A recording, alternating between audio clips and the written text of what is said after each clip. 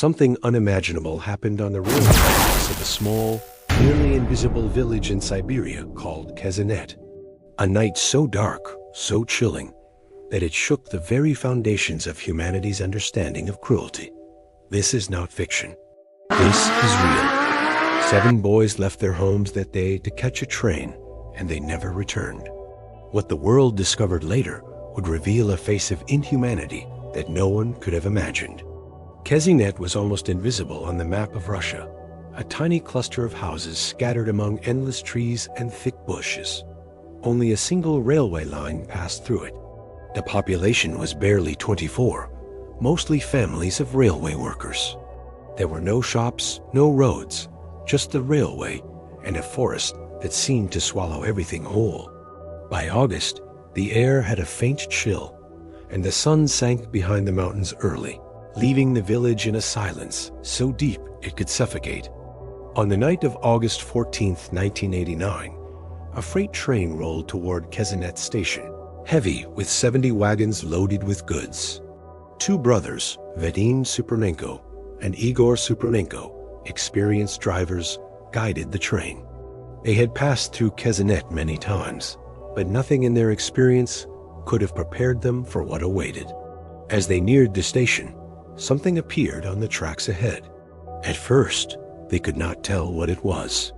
Then, horror struck. They applied the brakes, blew the horn, but the train was too long, too heavy. A crushing sound under the wheels confirmed the worst. Lanterns in hand, the brothers descended from the engine and walked the tracks. What they saw in the pale glow made their stomachs turn and their hearts freeze. Pieces of human bodies were scattered across the railway, some whole, some broken. They did not yet know how many, but the sight was unmistakable. These were dead.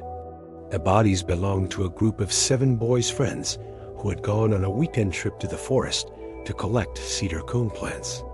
Their names: Dmitry, Nikolai, Vadim, Oleg, Vyacheslav, Roman, and Victor. 15 years old, full of life, and gone in a night of unimaginable brutality. The first assumption by local authorities was that of a tragic accident. The boys had perhaps lost their way, fallen asleep on the tracks from exhaustion. Yet the scene told a different story. Their backpacks lay 250 meters away from their bodies, deliberately placed in a line. Nothing about this was accidental. As the local police arrived from a nearby Abakan station, floodlights illuminated the horror. Residents helped collect the scattered body parts. Identification revealed the truth. All 7 were from a small community called Major Chaks. Families could not believe the police's accident theory. Their children had no history of drinking or substance use. Toxicology reports confirmed their blood was clean. They were healthy, loved enough that suicide made no sense. 2 years passed, and the families, unconvinced, demanded the case be reopened. Their persistence met corruption, bureaucracy, and indifference. But in 1991, in the final days of the Soviet Union, they wrote directly to President Boris Yeltsin requesting reinvestigation. Miraculously, the letter reached the right hands. On October 8, 1991, the Prosecutor General's office reopened the investigation, assigning 2 officers known for solving complex cases, Vladimir Kushnikov and Yuri Stolyarov. By the time they arrived, the crime scene had been ravaged by time, weather, and human negligence.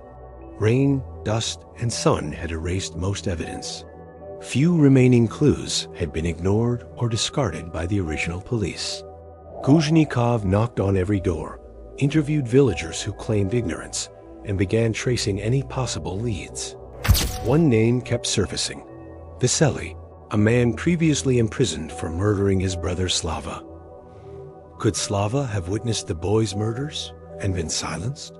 Through meticulous investigation and multiple interrogations, a grim pattern emerged. Vasily confessed, along with his brother Yurin, to attacking the boys. But even his story was incomplete. A third perpetrator had been involved: Slava himself, who had delivered the lethal blows. The boys had not died in a train accident. They had been brutally murdered. Fractured skulls, broken jaws, and deep wounds on their chests and abdomens bore the marks of multiple tools, some of which could only have come from a railway depot. This was deliberate, orchestrated, and sadistic. Kezhinet theorized that the boys were attacked first, then placed on the tracks to stage an accident. The drivers, unaware of the crime, had passed over them. This horrifying sequence matched witness statements. A lineman who had been with the perpetrators confirmed the events. Alcohol-fueled boredom had led to escalating violence. Nikolai, a tall police lieutenant visiting Kezhinet, initiated the attack. He ordered the boys to be killed and the scene staged. The brutality was methodical, animalistic, and merciless. The trial, delayed until 1995, drew massive public attention. Families, reporters, and curious citizens filled the courtroom. The case spanned 7 months. Eventually, Nikolai, the lineman, Vasily, and his brothers were sentenced to death, but politics intervened. In 1996, Russia prepared to join the Council of Europe, agreeing to human rights standards that required abolishing the death penalty. Appeals led to the sentences being overturned, and the perpetrators were released. The families watched helplessly as murderers walked free. The chaos did not end there. Vasily killed his cousin to protect his secrets. Urine was found dead under mysterious circumstances. A lineman who had helped remove the boys' bodies from the tracks was also murdered. Kezhinet became a haunted place, a village shadowed by fear and regret. Yet the families never gave up. In 1999, they demanded the case be reopened. 4 years of painstaking investigation followed, including exhumation, forensic reviews, and interviews with over 100 witnesses. New evidence confirmed the original confessions and added details: Nikolai and Vasily's abuse of authority, the premeditated nature of the murders, and the intricate attempts to cover up their crimes. By 2003, after exhaustive investigation and forensic confirmation, the Supreme Court convicted the perpetrators again. This time, sentences were final. Nikolai and the lineman received 10 years, Vasily 7 years. Justice, although belated, arrived, but the family's grief remained immeasurable. The story of Kezhinet teaches that unchecked power is dangerous. When those in authority abuse their position, the law can be twisted and human life disregarded. It is a chilling reminder that evil often hides behind bureaucracy, secrecy, and corruption. The families of these 7 boys, despite years of struggle, have never forgotten that night. They carry the scars of their loss, knowing some pain cannot be undone. This is not just a story of murder. It is a story of resilience, of a fight for truth against indifference and corruption, and of the haunting consequences when humans allow cruelty to go unpunished. The victims of Kezhinet will forever live in memory, a warning and a testament to the courage of those who refuse to accept lies. The night of August 14, 1989, changed Kezhinet forever. The silence that once hung heavy in the Siberian forest now carries whispers of horror, justice delayed, and courage proven. And though decades have passed, the names of Dmitry, Nikolai, Vadim, Oleg, Vyacheslav, Roman, and Victor will never fade.